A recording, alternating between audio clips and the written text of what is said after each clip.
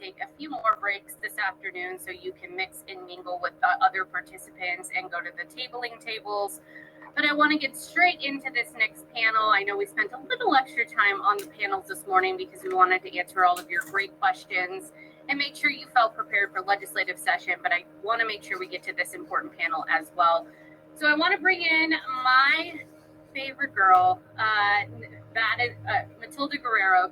She is going to be talking about Nevadans dealing with the climate crisis. Matilda, lead us on this fabulous panel today and talk to us about all things climate. Thank you for being here, everyone. Hello, everybody. Good afternoon and happy Lunar New Year.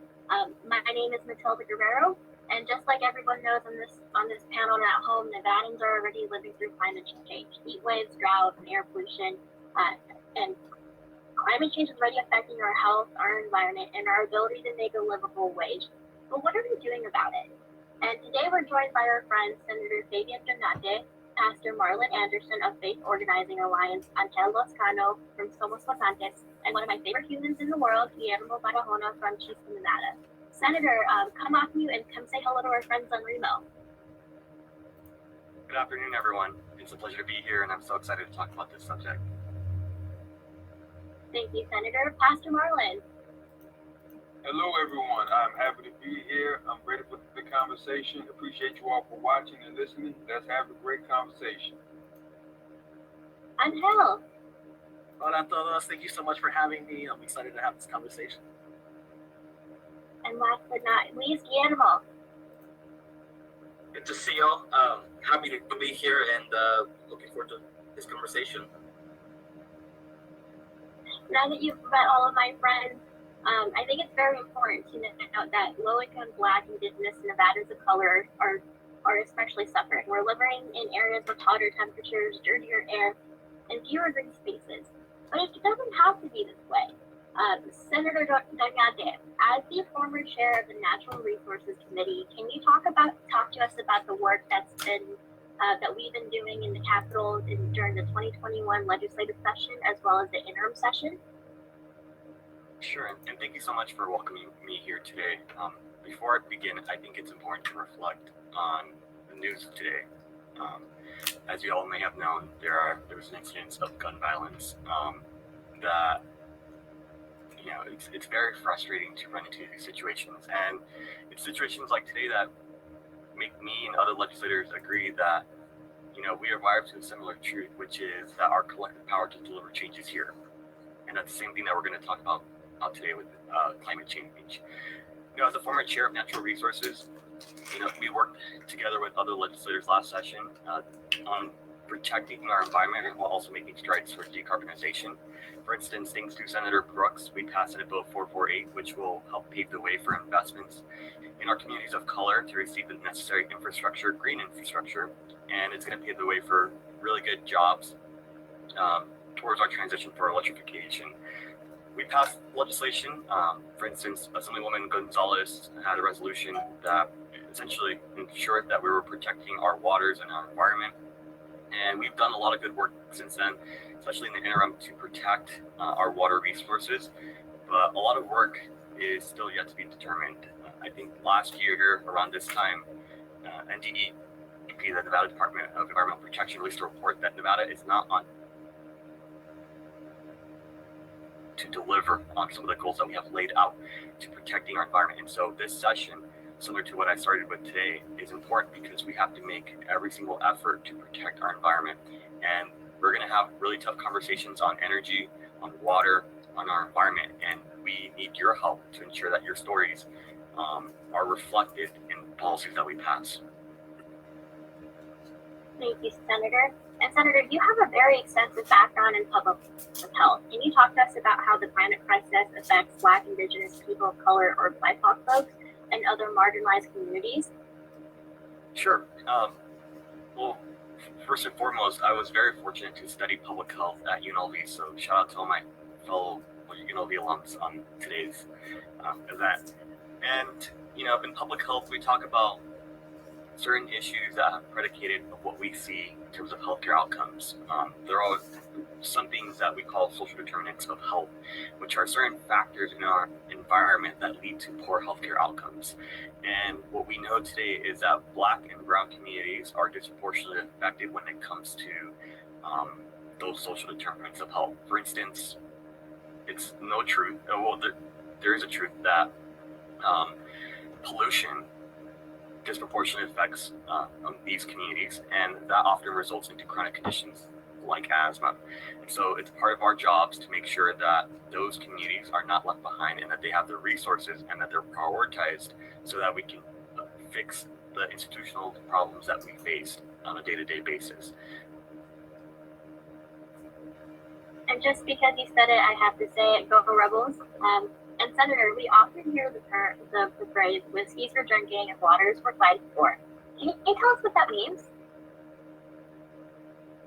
Well, thank you so much for that question. I think, I'm a big Mark Twain fan, and I think, throughout the West, we are the Wild West after all, and that's a quote that we hear very often. And for me, I think it highlights one simple thing, which is, back in old times,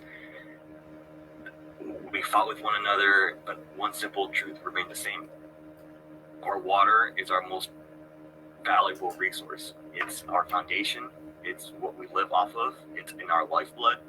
We use it to grow our food. It's how we power our cities. And it's how we sustain ourselves. But the reality that we have today is that it's also very fragile. And if we do not make strides to protect it, then we will have nothing. And so when I hear that quote, I think that the realities of what the Wild West has not changed, and it's up to us to make sure that legislation reflects the priorities that we have and that we're protecting the one resource that carries our lives forward, and that's our water. So it's the times have changed, but the truth remains the same. I couldn't agree more, and thank you, Senator. And now I'm going to turn it over to Pastor Marlin. Pastor Marlin, tell us, how is Las Vegas affected by climate change? Talk to us about that.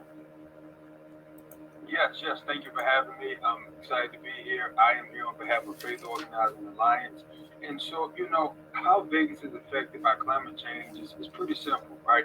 We all know it's been getting hotter and hotter over the years, and that's due to the emissions creating climate change from, car gas, or truck gas, or pollution, and coal plants and things of that nature. So all of these things begin to create climate change, which makes the heat more extreme.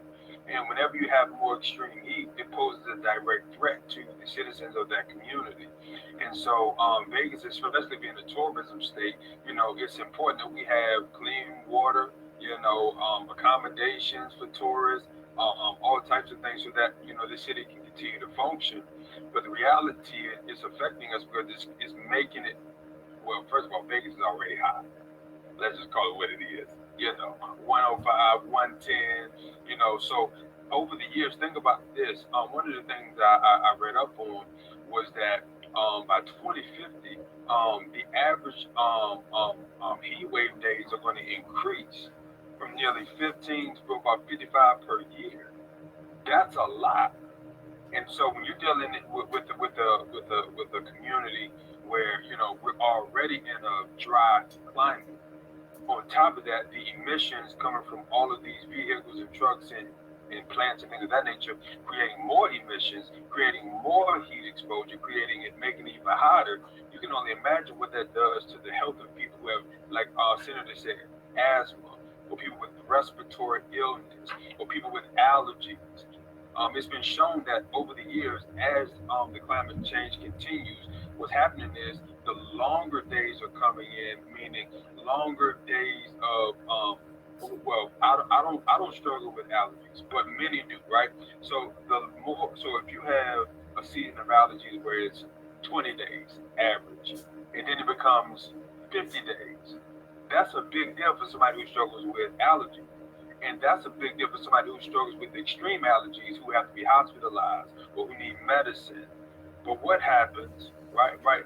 Well, what happens if you don't have the money to sustain that? to buy the medicine, to take care of your house, to take care of the kids who are struggling. It just the problems pile on. And so what we have to do is create solutions. And that's why, especially at FOA, we have a clean energy initiative, and we're focusing on making sure that we bring clean energy resources, clean energy vehicles, clean energy buildings with electrification, et cetera, so that we can work towards fixing this issue before it becomes a problem beyond our reach. Thank you, Pastor. You definitely nailed it all down. So, Pastor, I know that the senator talked about this a little bit, and so did you, but I want to know, how does climate change affect marginalized groups, and how is climate change harder on BIPOC communities? Yeah, you know, it's pretty simple, right? We can talk statistics all day, we can talk numbers all day. For example, I was looking up some numbers throughout the week, and I'm just gonna give you just Nevada, right? If you were to just look at it between white, black, Native American, Asian, Pacific Islander, Hispanic, and multicultural, right? It's very significant. The number of workers are white people 727,000, black people 121,000, which means you have literally about 500 and some thousand more people working. Let's just deal with that. And then on top of that, the earnings of the workers is an increase between the white or the black or the BIPOC communities of an average of weekly earnings of about $250 to $300. Now, I don't know about anybody else, but I can do a lot with an extra $300 a week. 3 times 4 is 12. I'm looking at an extra $1,200 a month. I mean, I can do a lot with that. So already, what I'm getting to is the financial disparities, the economic disparities. If I have to run my gas, if I have to run my air conditioning, if I have to run my electricity more because of the climate change, then that means my bills are going to be higher. Well, if my bills are going to be higher, then I need to make the amount of money to be able to sustain my household. Well, if I'm not getting paid the amount of money to sustain it the way other communities are, then no wonder there's more disparity economically in the minority communities as opposed to the white communities. And so, or other communities that are not minority. So the reality is we're dealing with the economical issue, right? We're dealing with the economical issue, which means if I have less money or if these communities have less money, we don't have the financial ability to adapt to the issues or the changes. As opposed to if I had the money, well, I could just run my air a little bit more. My kids are fine, my family's fine, and we're fine. But if I had to choose between running my air, being hot for a couple of hours versus buying groceries, buying diapers, buying formula, and things of that nature, that becomes very problematic. On top of the racial disparity, which I don't really want to get into at this moment because of the sake of time, but I wanted to understand that if you really take a look at it, and I'm going to give you this one statistic, right? Just real quick, because I think this is important. Scientists have found that Hispanics and African Americans breathe in 63% more pollution than they make, as opposed to other communities such as the Caucasian community, which breathes in 17% less air pollution than they make. What that really means is that compared to the amount of pollution that we create, we're creating less and breathing in more. Simply because of the disparities of the distribution of the pollution in our communities, in the minority communities or BIPOC communities, as opposed to other communities. Thank you, Pastor. You definitely nailed it all down. No problem. Thank you. I have a quick... Thank you, Pastor. Angel, I have a few questions to ask you. I'm really interested to know. So, what are some of the main concerns you've heard when you've been talking to the Latino community in 2020 about the environment? What have you heard from? So I think for the sake of time, I'll just talk about, the big three that I really heard about. The first one being, extreme heat. The east side, most Latinos in Las Vegas, there's a concentration of us is there. On a given day, it's 6 degrees hotter than Summerlin because of the lack of tree shade, because of the lack of, other things that help mitigate heat. And when we be doing like our one-on-ones and stuff like that with the community, that's one thing that I hear a lot, like concerns about not just, you know, our outdoor workers and stuff like that being exposed to the elements and stuff like that, or like when they're commuting, you know, a lot of us take bus, there's not a lot of shade and stuff. I know I took bus when I went to school, and like, you know, concerned about our kids in that up front, but also like just in general, like, you know, what does that mean as things get hotter, you know, as we're seeing this trend, we're one of the fastest warming cities in the United States. Like, what does this mean for our future? What does this mean if our AC gets broken and we don't have the money to, you know, to fix it? So I feel like that's like one of the biggest ones. The other one that I've heard a lot about is like the anxiety with water, with like, you know, it's really a question about, you know, the foundation, security, and what will we be able to handle it like once the full force of climate change happens. I remember having a one-on-one with a student from Rio NLV who was like really like reminiscing on like her story about her grandparents coming here and stuff like that. Like, what happens? Like, we don't have enough money to move if stuff like, you know, if it hits the extreme, you know, we're not there. We're doing everything we can to like prevent that with like the Inflation Reduction Act and the Infrastructure Act and stuff.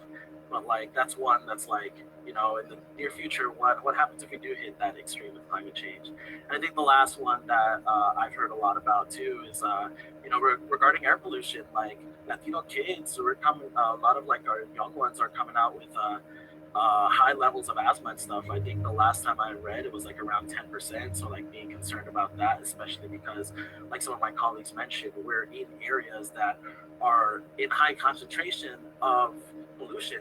We're near the highways, we're near where industry is and everything like that. And yeah, those are like the big three, I feel, just for the sake of time. You know, there's a lot more, but You know, as you were saying those things, I was watching the senator. I could see that he was like, yeah, that's 100% right, and this is why we're fighting this good fight.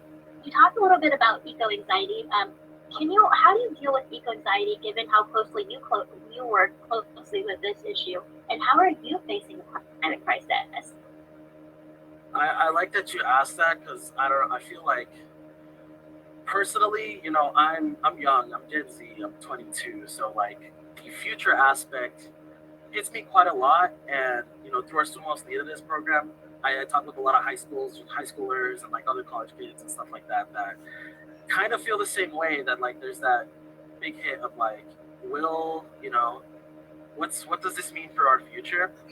But I think part of addressing it is kind of like standing back and, you know, giving yourself a second to breathe.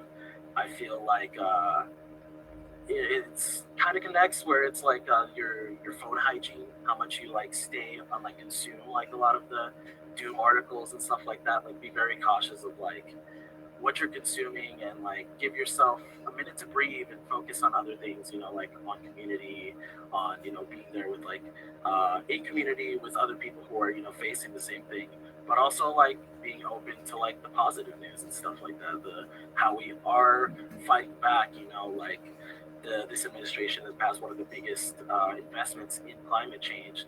While some might see it as not enough, it's something that's, you know, getting us closer to that target, to where we can have, you know, a striving future. I agree. And speaking of, it's a great way to move forward into to new advancements. Guillermo, recently I saw that Clark County issued its first electric school bus. So can you tell us why it's important to electrify the school bus fleet? Quite certainly, as everybody has been talking about, like the disproportions that our communities, you know, face the most amount of pollution, whereas, you know, creating the least amount of it. It's fighting the good fight in community, and of course, thankfully, the community can now take a victory with regards to that one. You know, Clark County School District applied and received, you know, $10 million to invest in electric school buses, and like we're seeing finally the fruits of the labor of the community. That we're seeing this brand new bus that just arrived, and, like the other two ones that were hard fought from the 2019 legislative session, and sort of that work that is being done. That it's not all doom and gloom. That we have the power collectively to make those changes happen. and it's so important because we need to fight against the pollution that our children face, and by being able to deliver our children buses that are clean, that don't create emissions, that are able to provide a cleaner path, I guess, to school and away home. It's a start. It's by no means like creating a big dent, but those little victories are the ones that like amount to like the change that we need in our communities. See, I like the fact that you were talking about the change that we need to see in our communities, and it encourages folks to get out there and make that good change happen. But can you talk to us about what does a cycle? Could you repeat the question again? I missed the last part. Tell me about what the cycle of civic engagement looks like. Tell me what that looks like for your end and what she's been done. Definitely. So the cycle of civic engagement is what we talk here in the movement with regards to like, it's not just we all get registered to vote 1 year and we go out to vote and that's it. No, it doesn't end there. It's just a step, a cycle, as it was considered here, in which that it doesn't end with an election, it doesn't end with voting for a person or if your person wins or loses, but it's a matter of like holding our officials accountable. And now that we're heading here to Nevada for the legislative session in just a couple of weeks from now, it's about holding all of our elected officials, our state assembly folk, our state senate, our governors, to be able to like say, hey, you say you're working for the communities, but what are you doing for the communities? What bills are you supporting? What bills are you combating that are harmful for the community? And that's sort of like the work that, not just us as Chispa, but like our coalition here and our partners across the state are doing, in which providing voter education, providing information, like the means to within the community itself to go out to register folks to vote. But yes, continue talking the conversation after an election to get people to take action, provide public comment, whether it's for the state legislature or for their county commission meetings, so that people are staying engaged. Continue that, so that when the next election comes around, it's not just the one action, but like continuing that and like continuing to build that community power, because ultimately, like as a community, we have so much to provide, and we have such an opportunity to deliver the right future that we all deserve. So that's the work that we're just a small part of as Chispa. Thank you, Guillermo. And then, Senator, I'm seeing a lot of love from you in the chat, but Will has a very important question to ask you. He wants to know, how do we win these stove wars, i.e. the pushback on the right wing about some folks about gas stoves? And folks want to know, how can we get in contact with you? Sure, thank you so much for both questions. Let me tackle the second one first. For anyone that wants to reach out to your legislators, you can go to the Nevada Legislature website, just type on Google Nevada legislators, and it can show you all the contact information for all of us, our address, our email. For me specifically, because I am younger, you can tweet me, you can Instagram DM me. I will respond back as much as I can if you have any questions. And regarding the question on some of the rhetoric that has been pushed in recent conversations, I'm of the opinion that, to be honest with you, that's not it's a perfect opportunity for us to engage in really meaningful conversations. If folks are freaking out about the changes of a simple stove, I think that's our opportunity for us to have conversations of why that transition has to occur. I think that many folks, unfortunately, in the times of social media, there's a lot of disinformation out there as to what the harms are of certain technologies or behaviors that are prevalent, right? But when change happens, for many folks, people are afraid of that, and it's our jobs to educate others, especially in these dire needs, because the full reality is we're going to have to come to a change whether we would like to or not. And so when you listen to others and when some of these sentiments are shared, it's important that we take our time to educate them, to listen to them, and to really ensure that they understand why certain things are happening. And that's really what it comes down to. Because the fact of the matter is, we need to be able to have meaningful conversations with one another. And at some point, whether it's in the legislature or federally, change will have to occur to protect our environment. And so that's pretty much the best advice that I can give on dealing with what we so call the stove wars. The stove wars, that's cool. We only have 1 minute left, so before we part ways, I just wanted to turn it to the whole panel to give us your final words. Pastor Marlon, what do you have to say? Yes, I thank you for having us. Listen, Faith Organizing Alliance, we want to make sure that the allotted funds that are coming to the city of Las Vegas get to the communities they're supposed to get to, such as the minority communities and the BIPOC communities. We want to make sure that as an organization, Faith Organizing Alliance, we are focused on workforce development, which is a major focus of ours, to make sure that youth and young adults get the work experience they need, the money they need to continue to go forth and make a better life for themselves. Thank you, Pastor Marlon and Guillermo. Thank you so much for the invitation. Chispa is always looking to get more of the community involved in the work. So come check us out, and let's be part. Let's take an action. Let's be part of the movement so we can bring the change that our communities deserve. And then Angel, what you got for us? Yeah, big thank you. Like everyone else's thanks.